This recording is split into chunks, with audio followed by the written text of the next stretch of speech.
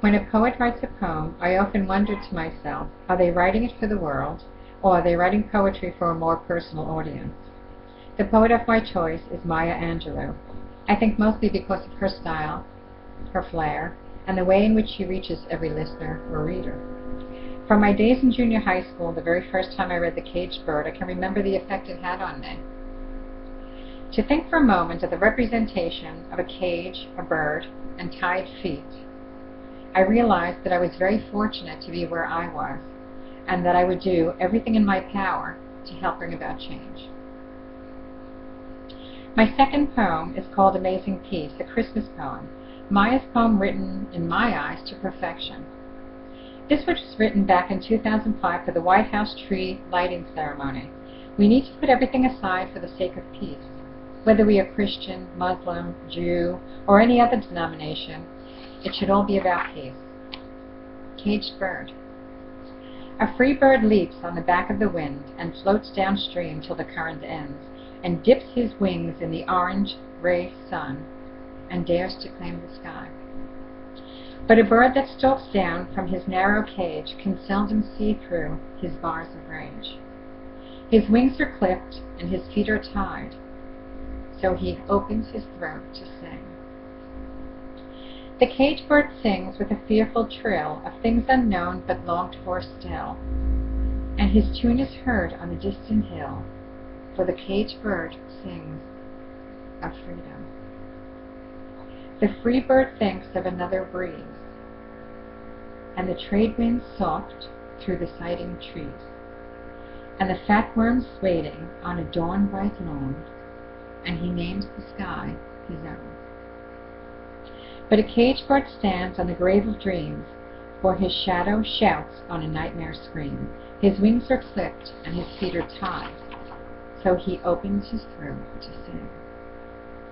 The caged bird sings with a fearful trill of things unknown but longed for still, and his tune is heard on the distant hill, for the caged bird sings of freedom. Amazing Peace, a Christmas poem. Thunder rumbles in the mountain passes, and lightning rattles the eaves of our houses. Flood waters await us in our avenues.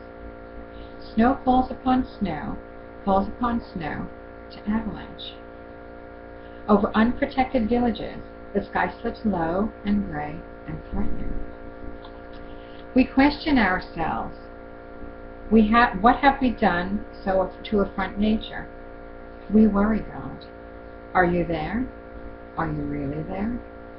Does the covenant you made with us still hold? Into this climate of fear and apprehension, Christmas enters, streaming lights of joy, ringing bells of hope, and singing carols of forgiveness high up into the bright air. The world is encouraged to come away from rancor, come the way of friendship. It is the glad season. Thunder ebbs to silence, and lightning sleeps quietly in the corner. Floodwaters recede into memory. Snow becomes a yielding cushion to aid us as we make our way to higher ground. Hope is born again in the faces of children. It rides on the shoulders of our aged as they walk into their sunsets. Hope spreads around the earth, brightening all things, even hate, which crouches, breeding in dark corridors. In our joy, we think we hear a whisper. At first it is too soft, then only half heard. We listen carefully as it gathers strength. We hear sweetness.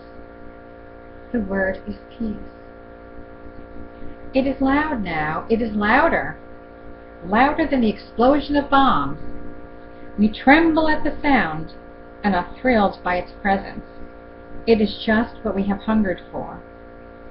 Not just the absence of war, but true peace. A harmony of spirit, a comfort of courtesy, security for our beloved and their beloveds.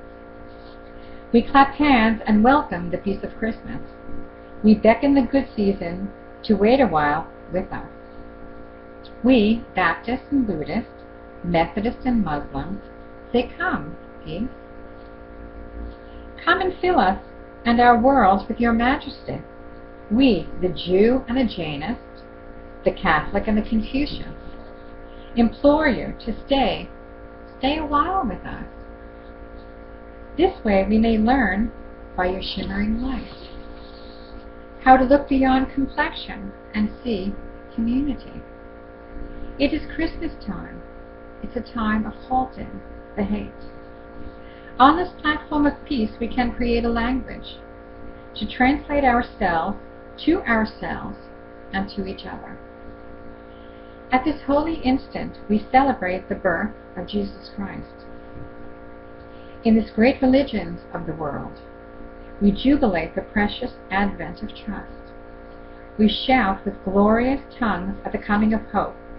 All the earth's tribes loosen their voices to celebrate the promise of peace.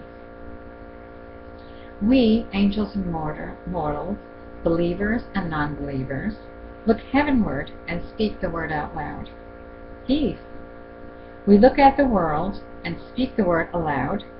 Peace. We look at each other, then into ourselves, and we say without shyness or apology or hesitation, peace, my brother. Peace, my sister. Peace, my soul. Merry Christmas, friends. Merry Christmas, family. Merry Christmas to all.